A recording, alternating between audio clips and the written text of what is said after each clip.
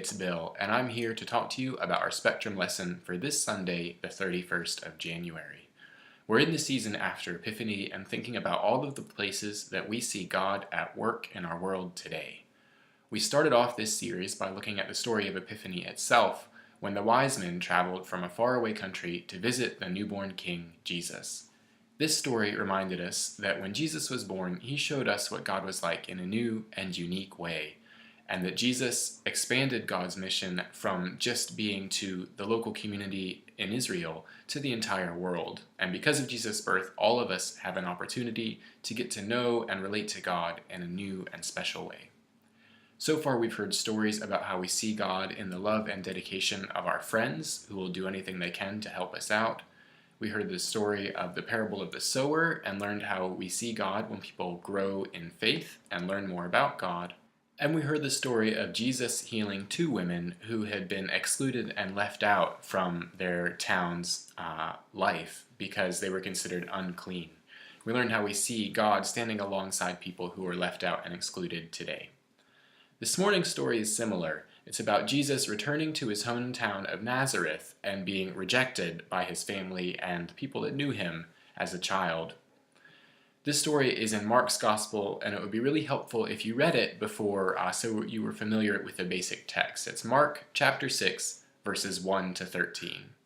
And in this story, it begins with Jesus returning to his hometown with his disciples. His ministry's just gaining some momentum. And he shows up at the local synagogue in Nazareth and begins teaching and preaching. He and his disciples perform some miracles, and the town is amazed. But their amazement quickly becomes incredulity. They ask, where did Jesus get all of this? Isn't he a carpenter? And in Luke's version of this story, the townspeople literally drag him out of the synagogue and try to throw him off a cliff. And this short scene, which begins with the amazement of the Nazarenes, finishes with the amazement of Jesus, who's stunned by the unbelief of those in his hometown. After this, Jesus and his disciples leave Galilee, and he commissions them to go out around the country and to share his teaching. He commands the disciples to take very little with them and to depend on the hospitality of strangers for food and a place to stay. And Jesus says to them, whenever you enter a house, stay there until you leave, and if any place will not welcome you and they refuse to hear you, shake the dust off your feet as you go, as a testimony against them.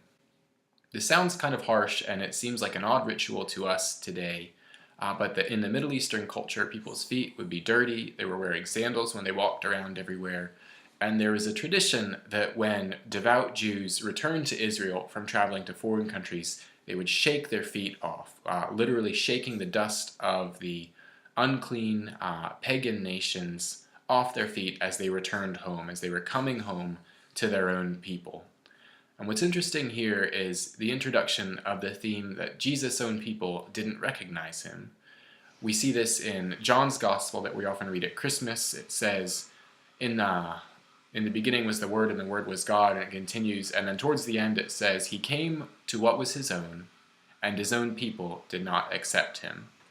And that's especially poignant in this passage from Mark, because it's not just a generic his own as in the Jewish people in general, but specifically Jesus' family and childhood friends who are rejecting him and who are claiming, I don't know who this guy is anymore. It would have been really painful for Jesus. This is something children may relate to. They may experience a similar feeling of rejection or confusion as friends that they had when they were younger no longer want to hang out with them. If they've moved to a new school, that can be another difficult situation. So I think children can understand the idea of being rejected or being left out, similar to the sorts of feelings we discussed last week. What's also interesting is that Jesus is asking his disciples to trust in God when they go out, to trust in God wherever they go, to not pack big bags full of everything they'll need, but to count on God to be there and to provide for them, because they're carrying out God's mission. That's a mission that we inherit today as the church, and we are invited in reading the story to trust in God as well, and to trust that God goes with us everywhere we go.